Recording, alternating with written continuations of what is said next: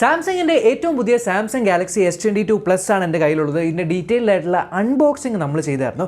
ഇപ്പോൾ ഈ ഫോൺ എൻ്റെ കയ്യിൽ കിട്ടിയിട്ട് ഏകദേശം ഇപ്പോൾ 2 ആഴ്ച കൂടുതലായി. അപ്പോൾ ഇതിൻ്റെ ഒരു ഡീറ്റെയിൽഡ് ആയിട്ടുള്ള ഫുൾ റിവ്യൂ ആണ് ഇന്നത്തെ വീഡിയോയിൽ നമ്മൾ കാണാൻ പോകുന്നത്. സോ വീഡിയോ സ്റ്റാർട്ട് ചെയ്യാം. നിങ്ങൾ അൺബോക്സിങ് വീഡിയോ കണ്ടിട്ടില്ലെങ്കിൽ എന്തായാലും അൺബോക്സിങ് വീഡിയോ നിങ്ങൾ കണ്ടിട്ട് വരാം. കാരണം അതിലാണ് നമ്മൾ ഏകദേശം ഇതിൻ്റെ സ്പെസിഫിക്കേഷൻസ്, ഫിസിക്കൽ ഓവറിയോ എന്നിങ്ങനത്തെ കാര്യങ്ങളൊക്കെ ഡീറ്റെയിൽഡ് ആയിട്ട് കവർ ചെയ്തിട്ടുള്ളത്. ഒരേ ഒരു കാര്യം മാത്രമേ നമുക്ക് അൺബോക്സിങ് വീഡിയോ ഒന്ന് ടേക്ക് അവേ ആയിട്ടുള്ളൂ. ബോക്സ് സ്ലിം ആണ്, ഫ്ലാഗ്ഷിപ്പ് ലെവൽ ഡിവൈസ് ആണ്. ഇതിൻ്റെ കൂടെ നമുക്കൊരു USB-C to USB-C കേബിളാണ് വരുന്നത്. ചാർജർ ഇൻബോക്സ് ഇല്ല എന്നുള്ളത്. ഞാനിപ്പോൾ ഈ ഫോൺ 2 ആഴ്ചയായിട്ട് ഉപയോഗിക്കുന്നത് കേസ് ഒന്നും ഇടാതെയാണ്. സോ കവർ ഒന്നും ഇല്ലാതെ തന്നെയാണ് യൂസ് ചെയ്യുന്നത്. ഇതുവരെയും എനിക്ക് ബാക്ക് സൈഡിലോ ഫ്രണ്ട് സൈഡിലോ സ്ക്രാച്ചുകളൊന്നും തന്നെ കണ്ടിട്ടില്ല. കാരണം ഇതിനകത്തുള്ളത് ഗൊറില്ല ഗ്ലാസ് വെക്ടർസ് പ്ലസ് ആണ് ഫ്രണ്ടിലും ബാക്കിലും എന്നുള്ളതുണ്ട്.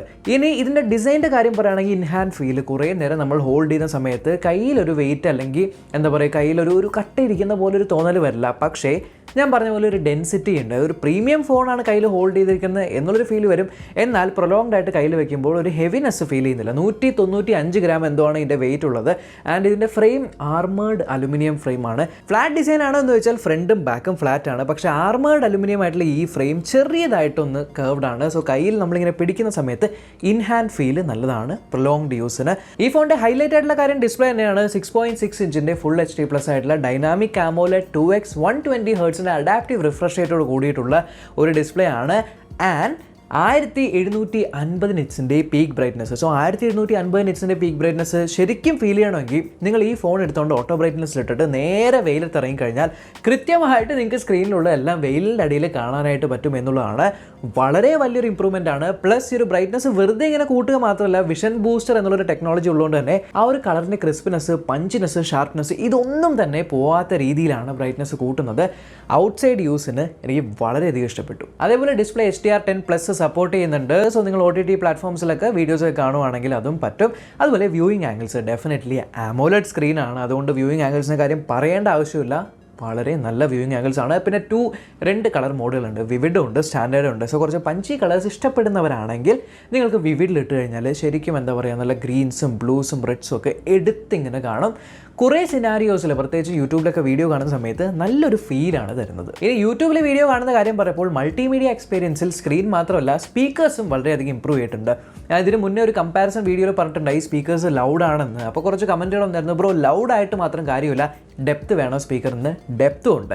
അതായത് നിങ്ങൾ ഇതിൻ്റെ സ്റ്റീരിയോ സ്പീക്കേഴ്സ് നിങ്ങൾ കേൾക്കുകയാണെങ്കിൽ നല്ലൊരു വോളിയം ഉണ്ട്, എന്നാൽ ബേസ് വരുന്ന സമയത്ത് ഒരു ഡെപ്ത് അല്ലെങ്കിൽ ഒരു ഫുള്ളർ എക്സ്പീരിയൻസ് ഫീൽ ചെയ്യുന്നുണ്ട് മുകളിലത്തെയും താഴത്തെയും സ്പീക്കർ വെച്ചിട്ട്. മുകളിലത്തെയും താഴത്തെയും സ്പീക്കറിൽ താഴത്തെ സ്പീക്കറാണ് കുറച്ചുകൂടി ലൗഡായിട്ടുള്ളത്.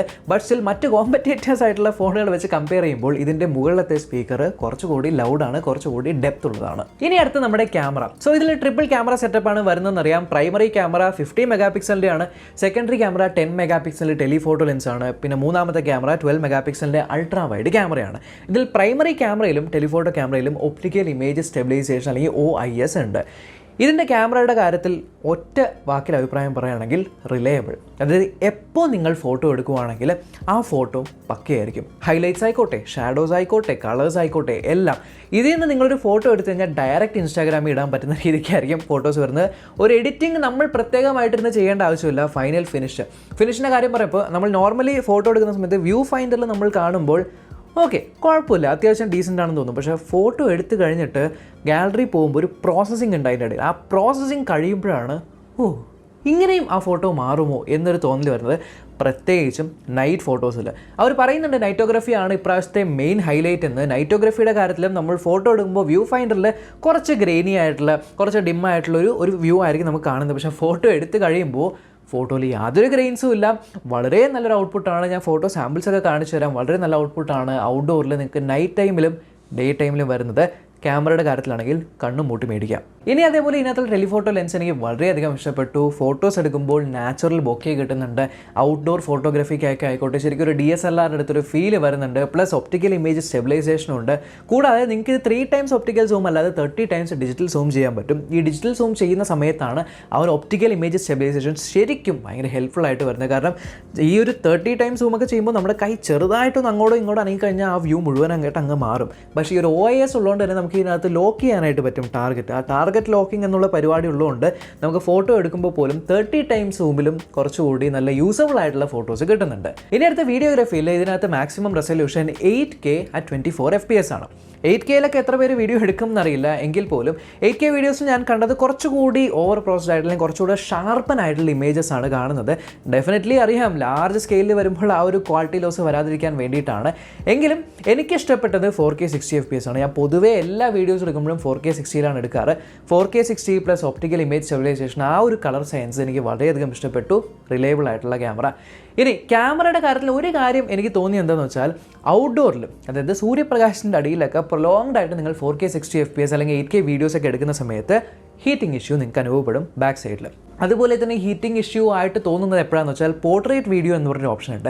ആ പോർട്രേറ്റ് വീഡിയോ നമ്മൾ എടുക്കുന്ന സമയത്തും പോർട്രേറ്റ് വീഡിയോ ഒരു 10-15 മിനിറ്റൊക്കെ കണ്ടിന്യൂസ് ആയിട്ട് നിങ്ങൾ എടുക്കുകയാണെങ്കിൽ ബാക്കിൽ ചെറുതായിട്ട് ഈ ഒരു ഗ്ലാസിൻ്റെ ഈ പാനലിൽ ഒരു വാംത്ത് ഫീൽ ചെയ്യും. ആൻഡ് ഈ ഒരു ആർമേഡ് അലുമിനിയം ഫ്രെയിം ആയതുകൊണ്ട് അവിടെ നിങ്ങൾക്കൊരു ഹീറ്റ് ഫീൽ ചെയ്യുന്നതായിരിക്കും ഈ പറഞ്ഞ പെർട്ടിക്കുലർ സിനാരിയോസിൽ മാത്രം. അല്ലാത്ത പക്ഷം നിങ്ങൾ നോർമലി ഒരു ഫോട്ടോ വീഡിയോ ഒക്കെ എടുക്കുന്ന സമയത്തൊന്നും ഹീറ്റിംഗ് ഫീൽ ചെയ്യില്ല. ഡെഫിനറ്റ്ലി ഔട്ട്ഡോറിലാണെങ്കിൽ ചെറിയൊരു ഹീറ്റിംഗ് എന്തായാലും ഫീൽ ചെയ്യും സൂര്യപ്രകാശത്തിൻ്റെ അടിയിൽ. ഇൻഡോറിൽ അങ്ങനെ കാര്യമായിട്ടുള്ള പ്രശ്നങ്ങളൊന്നുമില്ല. ബട്ട് സ്റ്റിൽ ഞാൻ ഈ പറഞ്ഞ സിനാരിയോസിൽ ഹീറ്റിംഗ് ഉണ്ട്. പക്ഷേ വീഡിയോഗ്രാഫിയിൽ എനിക്ക് ഇഷ്ടപ്പെട്ട കാര്യം എന്ന് പറയുന്നത് ഇതിനകത്ത് കുറേ അധികം പോർട്രേറ്റ് സ്റ്റൈലുകളുണ്ട്. അതായത് കളറ് മാത്രമായിട്ട്, നമ്മളെ മാത്രം കളറാക്കി ബാക്ക്ഗ്രൗണ്ടൊക്കെ ബ്ലറാക്കുന്ന രീതിയിൽ, ബാക്ക്ഗ്രൗണ്ടൊക്കെ ബ്ലാക്ക് ആൻഡ് വൈറ്റ് ആക്കുന്ന രീതിയിൽ അങ്ങനത്തെ കുറേ പോർട്രേറ്റ് മോഡുകളൊക്കെ ഉണ്ട്. എനിക്ക് വളരെയധികം ഇഷ്ടപ്പെട്ടു. നിങ്ങൾ എൻ്റെ സെക്കൻഡറി ചാനൽ ഫോളോ ചെയ്യുന്നുണ്ടെങ്കിൽ അതിൽ കുറേയധികം തംബ്നെയിലുകൾ നിങ്ങൾ കണ്ടു കാണും. ഞാൻ കളറിലും ബാക്ക്ഗ്രൗണ്ട് ബ്ലാക്ക് ആൻഡ് വൈറ്റിലും അതെല്ലാം എടുത്തത് ഈ ഒരു മോഡ് വെച്ചിട്ടാണ്. അതെനിക്ക് ഇഷ്ടപ്പെട്ടു. പിന്നെ ഡയറക്ടേഴ്സ് വ്യൂ എന്ന് പറഞ്ഞൊരു വ്യൂ ഉണ്ട്. അതിനകത്ത് നമുക്ക് ഈ 3 ക്യാമറാസ് പ്ലസ് ഫ്രണ്ട് ക്യാമറ എല്ലാത്തിൻ്റെയും വ്യൂ ഒറ്റയടിക്ക് കാണാൻ പറ്റുന്നൊരു ഡയറക്ടേഴ്സ് വ്യൂവും കൂടെ ഉണ്ട്. സോ മൊത്തത്തിൽ ഫീച്ചർ വൈസ് ഫീച്ചർ റിച്ച് ആണ്. അതേപോലെ തന്നെ യൂസബിലിറ്റി വൈസും ക്യാമറ വളരെ റിലയബിൾ ആണ്. ഇനി ഫ്രണ്ട് ക്യാമറയുടെ കാര്യം വരുമ്പോൾ ഫ്രണ്ട് ക്യാമറ 10 മെഗാ പിക്സലിൻ്റെ സെൽഫി ക്യാമറയാണ്. പക്ഷേ 10 മെഗാ പിക്സലിൻ്റെ സെൽഫി ക്യാമറ ആണെങ്കിൽ പോലും അതിനകത്ത് നിങ്ങൾക്ക് 4K 60fps എടുക്കാൻ പറ്റും. എൻ്റെ മറ്റേ ചാനലിലുള്ള വീഡിയോസ് എല്ലാം തന്നെ ഈ അടുത്തായിട്ടുള്ള 4-5 വീഡിയോസ് എല്ലാം തന്നെ ഇതിനകത്ത് ഷൂട്ട് ചെയ്താണ് ഫ്രണ്ട് ക്യാമറയിലെ പോർട്രേറ്റ് വീഡിയോ ഓപ്ഷൻ വെച്ചിട്ട്. പോർട്രേറ്റ് വീഡിയോ ഓപ്ഷൻ എനിക്ക് ഭയങ്കര ഇഷ്ടപ്പെട്ടു. കാരണം ബാക്ക്ഗ്രൗണ്ട് നല്ലൊരു ബൊക്കെ കിട്ടുന്നുണ്ട്. അതേപോലെ ക്ലാരിറ്റിയിലും യാതൊരു പ്രശ്നവുമില്ല. ഇനി ഓഡിയോ ക്വാളിറ്റി റെക്കോർഡിങ്ങിൽ ഫ്രണ്ട് ക്യാമറയിൽ നമ്മൾ റെക്കോർഡ് ചെയ്യുന്ന സമയത്ത് നമ്മളൊരു സെൽഫി സ്റ്റിക്കൊക്കെ വെച്ചിട്ടാണ് റെക്കോർഡ് ചെയ്യുന്നതെങ്കിൽ എനിക്ക് ചെറിയൊരു ഓഡിയോ ലൗഡ്നെസ് കുറവായിട്ട് ഫീൽ ചെയ്തു. പക്ഷേ ബാക്ക് ക്യാമറയിൽ നിന്ന് എടുക്കുമ്പോൾ ക്രിസ്റ്റൽ ക്ലിയർ ആയിട്ടുള്ള ഓഡിയോ ആണ്. ഈ കാര്യം എൻ്റെ മറ്റേ ചാനലിലുള്ള കുറച്ച് വീഡിയോസിലും ആൾക്കാർ കമൻറ്റ് ചെയ്തിട്ടുണ്ടായി, ബ്രോ വോളിയം ലേശം കുറഞ്ഞു പോയി എന്ന്.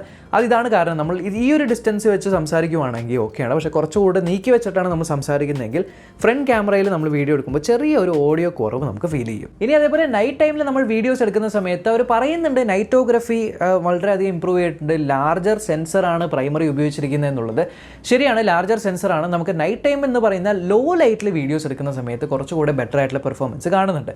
പക്ഷേ കൂരിരുട്ടിലൊക്കെ നിങ്ങൾ വീഡിയോ എടുക്കുന്ന സമയത്ത് ചെറുതായിട്ടുള്ള ഗ്രെയിൻസ് അങ്ങനത്തെ കാര്യങ്ങളൊക്കെ കാണുന്നുണ്ട്. പക്ഷേ ഔട്ട്ഡോറിൽ ലോ ലൈറ്റിൽ നിങ്ങൾ വീഡിയോ എടുക്കുകയാണെങ്കിൽ മറ്റ് കോമ്പറ്റേറ്റീവ് ഫോൺസ് വെച്ച് കമ്പയർ ചെയ്യുമ്പോൾ കുറച്ചുകൂടെ ബ്രൈറ്ററായിട്ടും ഷാർപ്പറായിട്ടും ലെസ് ഗ്രെയിനിയർ ആയിട്ടുള്ള ഒരു വീഡിയോസാണ് ഇതിൽ നിന്ന് നമുക്ക് കാണാൻ പറ്റുന്നത്. ഇതിൻ്റെ സ്റ്റോറേജ് വേരിയൻറ്റ് ഞാൻ പറഞ്ഞില്ല. എൻ്റെ കയ്യിലുള്ളത് 8GB റാമും 120GB സ്റ്റോറേജ് വേരിയൻറ്റും ആണ്. ഇതേപോലെ 8GB റാമും 256 വേരിയൻറ്റും ഉണ്ട്. 8 പകരം 12GB റാമിൻ്റെ ഒരു വേരിയൻറ്റ് പ്രതീക്ഷിച്ചു. പക്ഷേ ആ ഒരു വേരിയൻറ്റ് കണ്ടില്ല. 8GB റാം ഉണ്ടെങ്കിൽ പോലും ഇതിനകത്ത് റാം പ്ലസ് ഓപ്ഷൻ ഉണ്ട് കേട്ടോ. സോ റാം പ്ലസ് ഓപ്ഷനിൽ നമുക്ക് ഈ കാണുന്ന പോലെ റാം നമുക്ക് കൂട്ടാനായിട്ട് പറ്റും. ഇതിൻ്റെ സ്റ്റോറേജ് UFS 3.1 ആണ്. ഫാസ്റ്റ് ആയിട്ടുള്ള സ്റ്റോറേജ് ആയതുകൊണ്ട് തന്നെ നമുക്ക് ആവശ്യം വരുന്ന സന്ദർഭങ്ങളിൽ ഈ ഒരു സ്റ്റോറേജ് തന്നെ റാമായിട്ട് എടുത്ത് മാറ്റുന്ന റാം പ്ലസ് ഫീച്ചർ ഉള്ളതുകൊണ്ട് തന്നെ 8GB റാം വളരെ സഫീഷ്യൻ്റ് ആയിട്ടാണ് തോന്നുന്നത്. റാം ടൈപ്പ് LPDDR5 ആണ്. ഇനി അടുത്ത് സിം ടൈപ്പിൻ്റെ കാര്യം. ഇതിനകത്ത് 2 സിം ഇടാൻ പറ്റും. സിം ട്രേയിൽ നമുക്ക് ഫ്രണ്ടിലും ബാക്കിലും 2 സിംസ് ഇടാൻ പറ്റും. ഈ 2 സിമ്മിലും dual 5G stand by dual 4G stand ബൈയും സപ്പോർട്ട് ചെയ്യുന്നുണ്ട്. പ്ലസ് ഇതിനകത്ത് നിങ്ങൾക്ക് ഒരു സിമ്മും പിന്നെ നിങ്ങൾക്കൊരു എംബഡഡ് സിം വേണമെങ്കിൽ അങ്ങനെയാക്കാം. അതായത് physical SIM plus embedded SIM രണ്ടിനെ സപ്പോർട്ട് ചെയ്യുന്നതിനകത്തുണ്ട്. 5G ബാൻഡുകളുടെ കാര്യം നോക്കുവാണെങ്കിൽ 16 5G ബാൻഡുകളാണ് ഈ ഫോണിൻ്റെ അകത്ത് സപ്പോർട്ട് ചെയ്യുന്നത്. പിന്നെ മറ്റ് കണക്ടിവിറ്റി ഫീച്ചേഴ്സ് ആയിട്ടുള്ള Wi-Fi 6E വെർഷൻ ആണുള്ളത്. Wi-Fi 6E ആയതുകൊണ്ട് തന്നെ സ്പീഡ്സ് അടിപൊളിയാണ്. ഡ്യുവൽ ബാൻഡ് സപ്പോർട്ട് ചെയ്യുന്നുണ്ട്. വൈഫൈയുടെ പവർ കൺസപ്ഷൻ കുറച്ചുകൂടി കുറവാണ്. അതുപോലെ തന്നെ ഈ ഡിവൈസിൻ്റെ ഹാപ്റ്റിക്സിൻ്റെ കാര്യം നോക്കുകയാണെങ്കിൽ എനിക്ക് വളരെയധികം ഇഷ്ടപ്പെട്ടു. കാരണം ചെറിയ മൈക്രോ വൈബ്രേഷൻസ് ഇൻറ്റൻസിറ്റി വരെയും കൺട്രോൾ ചെയ്യാൻ പറ്റിയ ഒരു പ്രീമിയം ഹാപ്റ്റിക് മോഡർ തന്നെയാണ് ഇതിനകത്ത് വെച്ചിരിക്കുന്നത്. എസ്പെഷ്യലി ടൈപ്പിങ്ങിൻ്റെ കാര്യത്തിലൊക്കെ നല്ല രസമുണ്ട് ടൈപ്പ് ചെയ്യാനായിട്ട്. ഇനി അടുത്തത് നമ്മുടെ പെർഫോമൻസിൻ്റെ കാര്യത്തിൽ എനിക്ക് തോന്നുന്നു ആദ്യമായിട്ടാണ് ഗാലക്സി S സീരീസിൽ നമ്മൾക്ക് സ്നാപ്ഡ്രാഗൺ വെച്ചിട്ടുള്ളൊരു വേരിയൻറ്റ് ഇവിടെ ഇന്ത്യയിൽ വരുന്നത്. Snapdragon 8 Gen 1 chipset. So 8 Gen 1 ചിപ്സെറ്റിൻ്റെ പെർഫോമൻസ് എത്രത്തോളമാണ്? നോർമൽ യൂസിൽ നമ്മൾ ഇതിനകത്ത് യാതൊരു ഗ്ലിച്ചും യാതൊരു ഹിക്കപ്സും കാണില്ല. ഒരു സ്ലോനെസ് 120 ഹെർട്സിൻ്റെ ആ ഒരു കോമ്പിനേഷൻ കൂടെ ആയതുകൊണ്ട് ഒരു സ്ലോനെസ് ഒന്നും ഫീൽ ചെയ്യില്ല. ആപ്പുകളുടെ ഇടയിൽ കൂടെ പോവുകയാണെങ്കിൽ ഹെവി ആയിട്ടുള്ള ആപ്ലിക്കേഷൻസ് ഓപ്പൺ ചെയ്യുവാണെങ്കിൽ ഓപ്പൺ ചെയ്ത് ക്ലോസ് ചെയ്ത് മൾട്ടി ടാസ്ക് ചെയ്യുവാണെങ്കിൽ ഒന്നും ഫീൽ ചെയ്യത്തേയില്ല. ഇനി ഗെയിമിങ്ങിൻ്റെ കാര്യത്തിൽ ഞാൻ പറയാം. ഗെയിമിങ്ങിൻ്റെ കാര്യത്തിൽ കോൾ ഓഫ് ഡ്യൂട്ടി നിങ്ങൾക്ക് കോൾ ഓഫ് ഡ്യൂട്ടിയിൽ നമുക്ക് കിട്ടാൻ പറ്റുന്ന മാക്സിമം സെറ്റിംഗ്സിൽ അങ്ങ് കളിക്കാനായിട്ട് പറ്റും. 60 ഫ്രെയിംസ് പെർ സെക്കൻഡ് കിട്ടുന്നുണ്ട്. കൺസിസ്റ്റൻ്റ് അല്ല, 58, 59, 60, 58, 59, 60 എന്നുള്ള രീതിയിലാണ് നമുക്ക് ഗെയിം കളിക്കുമ്പോൾ കോൾ ഓഫ് ഡ്യൂട്ടിയിൽ വരുന്നത്. ഇനി BGMIയുടെ കാര്യത്തിൽ നമുക്ക് അൾട്രാ HD എന്ന് പറഞ്ഞ സെറ്റിംഗ്സ് ഇടാൻ പറ്റുന്നുണ്ട്. അപ്പോൾ അൾട്രാ HD നമുക്ക് അൾട്രാ ഫ്രെയിം റേറ്റിലാണ് വരുന്നത്. നോക്കിയപ്പോൾ 40 FPS ആണ്. പക്ഷേ നമ്മൾ HDR എന്നുള്ള മോഡിൽ ഇട്ട് കഴിഞ്ഞാൽ നമുക്ക് എക്സ്ട്രീമിൽ കളിക്കാൻ പറ്റുന്നുണ്ട് 60 FPS. പക്ഷേ ഈ ഓപ്ഷനിലേക്ക് ഇട്ട് കളിക്കുമ്പോൾ പ്രശ്നം എന്ന് പറയുന്നത് അവർ തന്നെ വാണിംഗ് തരും നമുക്ക് ബാറ്ററി കൺസപ്ഷനും അതേപോലെ ഹീറ്റും ആവുന്നുണ്ട്. അതായത് ഒരു 10-15 മിനിറ്റ് 20 മിനിറ്റ് ഒക്കെ ഇത്രയും മാക്സ് സെറ്റിംഗ്സ് വെച്ച് കളിക്കുമ്പോൾ ബാക്ക് സൈഡിൽ ഹീറ്റിംഗ് ഇഷ്യൂ ആയിട്ട് തോന്നുന്നുണ്ട്. പക്ഷേ അതിന് താഴെയാണ് നമ്മൾ കളിക്കുന്നതെങ്കിൽ നമുക്ക് ഹീറ്റിംഗ് ഇഷ്യൂ വരുന്നില്ല. ഹീറ്റിംഗ് ഇഷ്യൂ എന്ന് പറയാൻ പറ്റില്ല, വാംത്ത് ഫീൽ ചെയ്യും. കവറൊന്നും ഇല്ലാതെയാണ് നമ്മൾ ഉപയോഗിക്കുന്നതെങ്കിൽ ഗ്ലാസ് പാനലായതുകൊണ്ട് തന്നെ കൈ ഇങ്ങനെ പിടിക്കുമ്പോൾ നമുക്കൊരു വാംത്ത് ഈ പറഞ്ഞ ഹൈ സെറ്റിംഗ്സിൽ ഫീൽ ചെയ്യും. പിന്നെ ഞാൻ ഇതിനെ കൊണ്ടൊരു പണിയെടുപ്പിച്ചത് ജെൻഷൻ ഇമ്പാക്റ്റ് കളിപ്പിച്ച് നോക്കി. ജെൻഷൻ ഇമ്പാക്റ്റ് തന്നെ ഏകദേശം ഒരു 14-15 GB വരുന്നൊരു ഗെയിമാണ്. ഈ ഗെയിം ഇതിനകത്ത് ഞാൻ ഇട്ടപ്പോൾ മീഡിയം സെറ്റിങ്ങിലാണെങ്കിൽ പക്കയായിട്ട് കളിക്കാൻ പറ്റുന്നുണ്ട്. Medium setting at 30 FPS. മീഡിയത്തിന് മുകളിൽ പോയി കഴിഞ്ഞാൽ താങ്ങൂല, അതിനെ തന്നെ ഇത് കാണിക്കും ഓവർ ക്ലോക്ക്ഡ് അല്ലെങ്കിൽ അത്രയും താങ്ങൂല എന്നുള്ളത്. 30 FPS മാറ്റിയിട്ട് നമ്മൾ 60 FPS ഇട്ട് കഴിഞ്ഞാൽ ലോ സെറ്റിംഗ്സിലായാലും ഇത് താങ്ങൂല. 60 FPS നമുക്ക് ജെൻഷൻ ഇമ്പാക്റ്റ് കളിക്കണമെങ്കിൽ കളിക്കാം, പക്ഷേ അതിൻ്റേതായിട്ടുള്ള ഗ്രാഫിക്കും കാര്യങ്ങളൊക്കെ കുറവായിരിക്കും. 30 FPS നിങ്ങൾക്ക് മീഡിയം സെറ്റിങ്ങിൽ സുഖമായിട്ട് കളിക്കാം. പക്ഷേ ജെൻഷൻ ഇമ്പാക്റ്റ് ഈ ഒരു മീഡിയം സെറ്റിങ്ങിൽ കളിക്കുമ്പോൾ ഹീറ്റിംഗ് ഇല്ല. 60 FPS ആക്കുമ്പോൾ ഒരു അരമണിക്കൂറൊക്കെ കളിച്ചു കഴിഞ്ഞാൽ ചെറിയൊരു വാംത്ത് ബാക്കിൽ ഫീൽ ചെയ്യും. ഇനി സോഫ്റ്റ്വെയർ വൈസ് ഇതിനകത്ത് Android 12 ആണ്, One UI 4.1 ആണ്. ഇത് ആദ്യം അൺബോക്സ് ചെയ്തേ പിന്നെ എനിക്കൊരു അപ്ഡേറ്റ് വന്നായിരുന്നു. കുറച്ചധികം ഫയൽ സൈസ്, ഏകദേശം ഒരു 700-800 MB ഉള്ളൊരു ഫയൽ സൈസ് ഉള്ളൊരു അപ്ഡേറ്റ് വന്നായിരുന്നു. ആ ഒരു അപ്ഡേറ്റ് ചെയ്തു. ലേറ്റസ്റ്റ് ആയിട്ടുള്ള സെക്യൂരിറ്റി പാച്ചാണ്. അപ്ഡേറ്റിൻ്റെ കാര്യത്തിൽ നിങ്ങൾക്ക് 4 ഇയേഴ്സിൻ്റെ ആൻഡ്രോയിഡ് അപ്ഡേറ്റ്സ് ആണ്. സോ ഇത് 12 ആണ്, 13, 14, 15, 16 വരെയും കിട്ടും. പ്ലസ് 5 ഇയേഴ്സിൻ്റെ സെക്യൂരിറ്റി അപ്ഡേറ്റ്സ് പറയുന്നുണ്ട്. പിന്നെ വേറൊരു നല്ല കാര്യം എന്ന് പറയുന്നത് സാംസങ് ഈ അടുത്തായിട്ട് നിങ്ങൾ ശ്രദ്ധിച്ചോന്നറിയില്ല, അപ്ഡേറ്റ്സിൻ്റെ അടുത്തിൽ പക്കയാണ്. വളരെ ഫാസ്റ്റായിട്ട് അപ്ഡേറ്റ്സ് കൊടുക്കുന്നുണ്ട്, ഫ്രീക്വൻ്റ് ആയിട്ട് അപ്ഡേറ്റ്സ് കൊടുക്കുന്നുണ്ട് വിത്ത് ലെസ് നമ്പർ ഓഫ് ബഗ്സ്. നമുക്കറിയാമല്ലോ പല ഫോണുകളും നമ്മൾ അപ്ഡേറ്റ്സ് കൊടുക്കുന്ന സമയത്താണ് ബഗ്ഗുകൾ കൊണ്ട് നിറയുന്നത്. പക്ഷേ ഇതിനകത്ത് ബഗ്ഗുകൾ എന്ന് പറയുന്ന സാധനമേ കാണാൻ പറ്റിയിട്ടില്ല. അതുപോലെ പെർഫോമൻസ് ഇമ്പ്രൂവ്മെൻറ്റ്സും വന്നിട്ടുണ്ട്. ഇനി ബ്ലോട്ട് വെയേഴ്സ് ഉണ്ടോ എന്ന് കുറച്ച് ആൾക്കാർ ചോദിക്കുന്നുണ്ടായി. ഇല്ല, ഫ്ലാഗ്ഷിപ്പ് ലെവൽ സാംസങ് ഫോണുകളിൽ ബ്ലോട്ട് വെയേഴ്സ് ഇൻബിൽഡ് ആയിട്ട് ഒന്നും തന്നെ വരില്ല. ഇനി ബ്ലോട്ട് വെയേഴ്സ് വരുന്നതെന്ന് വെച്ചാൽ സാംസങ്ങിൻ്റെ കുറേയധികം ആപ്ലിക്കേഷൻസ് ഉണ്ട്, അവരുടേതായിട്ടുള്ള ആപ്ലിക്കേഷൻസ്. അത് ബൈ ഡീഫോൾട്ടായിട്ട് ഇതിനകത്ത് ഉണ്ടാവും. അതൊക്കെ നമുക്ക് അൺഇൻസ്റ്റാൾ ചെയ്ത് കളയാനായിട്ട് പറ്റും. പിന്നെ സാംസങ് പേ അങ്ങനത്തെ ആപ്ലിക്കേഷൻസ് ഒക്കെ വേണമെങ്കിൽ NFC സപ്പോർട്ട് ഉണ്ട്. സോ അതും നിങ്ങൾക്ക് യൂസ് ചെയ്യാനായിട്ട് പറ്റും. ഇനി മറ്റ് ഫീച്ചേഴ്സ് ആയിട്ടുള്ള സെക്യൂർ ഫോൾഡർ ഉണ്ട്, നോക്സ് ഉണ്ട്. ഇനി ലാപ്ടോപ്പൊക്കെ ആയിട്ട് ഉപയോഗിക്കണമെങ്കിൽ വയർലെസ്സും വയർഡും ആയിട്ടുള്ള ഡെക്സ് സപ്പോർട്ട് ഉണ്ട്. ഡെക്സ് മോഡ് അല്ലെങ്കിൽ ഡെസ്ക്ടോപ്പ് എക്സ്പീരിയൻസ് മോഡ് ഇതിനകത്തുണ്ട്. ഇനി ഇതിനകത്ത് സെക്യൂരിറ്റി കാര്യത്തിൽ അൾട്രാസോണിക് ഫിംഗർ പ്രിൻറ്റ് സെൻസർ ഉണ്ട്. ഫിംഗർ പ്രിൻറ്റ് സെൻസർ ഒന്നും പറയാനില്ല.